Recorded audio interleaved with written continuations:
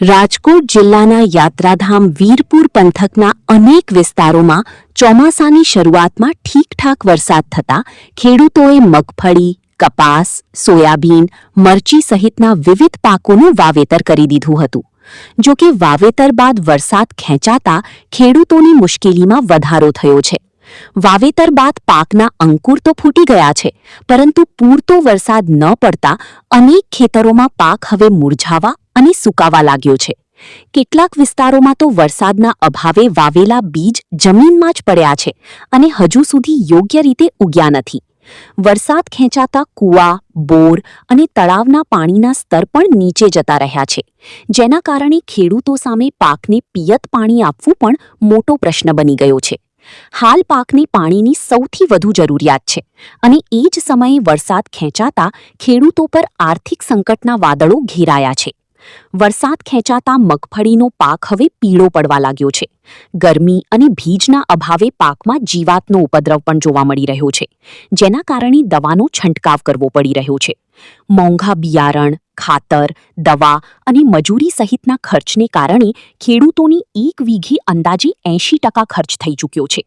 હવે જો સમયસર વરસાદ નહીં વરસતા આ સમગ્ર ખર્ચ પાણીમાં જવાની ભીતિ છે. વાતાવરણમાં સતત ફેરફારની અસર પણ પાક પર પડી રહી છે અને ખેડૂતોની પાક બચાવવો કે પિયત કરવું તે અંગે ભારે મુશ્કેલીનો સામનો કરવો પડી રહ્યો છે. વીરપુર પંથક સહિત સૌરાષ્ટ્રના અનેક વિસ્તારોમાં વરસાદ ખેંચાતા મગફળી, કપાસ, સોયાબીન અને મરચી જેવા પાકોમાં નુકસાનની ભીતિ સેવાઈ રહી છે. કેટલાક ખેડૂતોએ વરસાદના અભાવે એક જ પાકનું 2 વખત વાવેતર કરવું પડ્યું છે, જેના કારણે તેમનો ખર્ચ પણ બમણો થયો છે. કપાસના છોડ પણ વરસાદના અભાવે સુકાવા લાગ્યા છે અને ઉત્પાદન પર અસર થવાની શક્યતા છે. બીજી તરફ વરસાદના અભાવે પશુઓ માટે જરૂરી ઘાસચારાની અછત સર્જાવાની પણ ભીતિ છે. ખેડૂતોનું કહેવું છે કે હાલ સરકાર દ્વારા તાત્કાલિક સર્વે કરાવી ખેડૂતોની સ્થિતિનું મૂલ્યાંકન કરવામાં આવે અને જરૂર પડે તો અસરગ્રસ્ત વિસ્તારોને દુષ્કાળગ્રસ્ત જાહેર કરી રાહત આપવામાં આવે. એક તરફ મોંઘા ખાતર, જંતુનાશક દવાઓ, બિયારણ અને ખેતી ખર્ચનો બોજ છે, તો બીજી તરફ વરસાદ ખેંચાતા ખેડૂતોની મુશ્કેલીમાં વધારો થયો છે. પાકને બચાવવા માટે ખેડૂતોને હવે કુદરત પાસે આસ લઈને મેઘરાજાની મહેરની રાહ જોઈને બેઠા છે. જો આગામી દિવસોમાં સમયસર અને પૂરતો વરસાદ નહીં આવી તો વાવેતર કરેલા પાકને મોટું નુકસાન થવાની સાથે ખેડૂતોની ભારે આર્થિક ફટકો પડી શકે છે અને ખેડૂતો પાયમાલ થવાની ભીતિ સેવાઈ રહી છે. રિપોર્ટર ભાગ્યેશ ડુબરિયા, વીરપુર. હું જયેશ માલાણી, વીરપુર ખેડૂત ખાતેદાર. આજે પરિસ્થિતિ એવી છે કે વરસાદ બિલકુલ છે નહીં સમગ્ર ગુજરાતમાં, અને હાલ કપાસ, મગફળીના આપણા મુખ્ય પાક જે દયનીય સ્થિતિમાં છે, સુકાઈ જાય એવી પરિસ્થિતિ ઊભી થઈ ગઈ છે. ખેડૂતોએ 70 થી 80% ખર્ચ પણ કરી નાખ્યો છે. કપાસમાં આજે રોગચાળો એટલો છે અને પાણી વરસાદ છે નહીં, તો 80% જેવો ખર્ચ તો હાલ પહોંચી જ ગયો છે. તો આવી સ્થિતિમાં ખેડૂતો બધા પાયમાલ થાય એવી પૂરી પોઝિશન છે. જો આગામી દિવસોમાં વરસાદ નહીં થાય તો આ બધું સુકાઈ જાય અને નુકસાની થાય, દુષ્કાળગ્રસ્ત થઈ જાય એવી પોઝિશન છે. પાકમાં નથી, પછી આપણે પશુપાલકો માટે નિરણની ચારાની વ્યવસ્થા પણ નહીં થાય. આવી પોઝિશનમાં સરકારને એવી અપીલ છે કે જો આગામી દિવસોમાં વરસાદ નહીં થાય તો ખેડૂતોને કોઈ પણ સંજોગોમાં સહાય કરવા નમ્ર અપીલ કરું છું. હું વીરપુર ગામનો ખેડૂત બોલું છું અને આ મેં સિંગ અને કપાસનું વાવેતર કર્યું છે અને અટાણ સુધી વરસાદ નબળો પડ્યો છે અને આવનારા સમયમાં જો વરસાદ નબળો પડશે તો અમારો પાક એ ફેલ જવાની ભીતિ સેવાઈ રહી છે.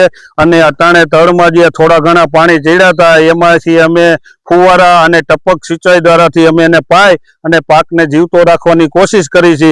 પણ વરસાદ ઓછો પડવાને કારણે, હવામાન ખરાબ હોવાને કારણે અટાણે અમારે મોલાઈતમાં જે જીવાતનો એટલો ઉપદ્રવ થઈ પડ્યો છે કે અમે મોંઘા ભાવની દવાઓ છાંટી છતાં પણ એનો કંટ્રોલ નથી થતો.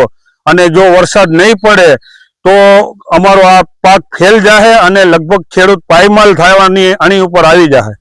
કલ્પેશભાઈ ગાજીપરા, ગામ વીરપુર, તાલુકો જેતપુર, જિલ્લો રાજકોટ. અત્યારે વરસાદ ખૂબ ઓછો હોવાથી મોલાતને ખૂબ વરસાદની જરૂર છે.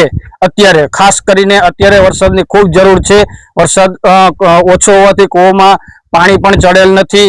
અત્યારે સાવ એટલે સાવ કૂવામાં પાણી નથી. એને હિસાબે અત્યારે મોલને આપણે પાઈ શકીએ તેમ નથી. તમે જોઈ શકો છો આપણો મોલ અત્યારે લાંઘો મારે છે, ખૂબ ઓછો વરસાદ છે. એને હિસાબે જો કુદરતને આપણે એવી પ્રાર્થના કરી કે 2-5 દિવસમાં વરસાદ થઈ જાય તો ખૂબ સારું અને મોલ બચી શકે, નકર ખેડૂતો પાયમાલ થઈ જશે અને ખેડૂતની પરિસ્થિતિ બહુ ગંભીર થઈ જશે. ખેડૂતોને આ પાકની નુકસાની અને બીજા નંબરમાં અત્યારે 70% ખેડૂતે ખર્ચો કરી નાખ્યો છે, 30% જ બાકી છે હવે ખર્ચો કરવામાં. હવે જો વરસાદ નહીં થાય તો ખેડૂતની પરિસ્થિતિ બહુ જ ખરાબ છે. એવી કુદરતને આશા કરી કે વરસાદ બને ત્યાં સુધી વહેલો આવે.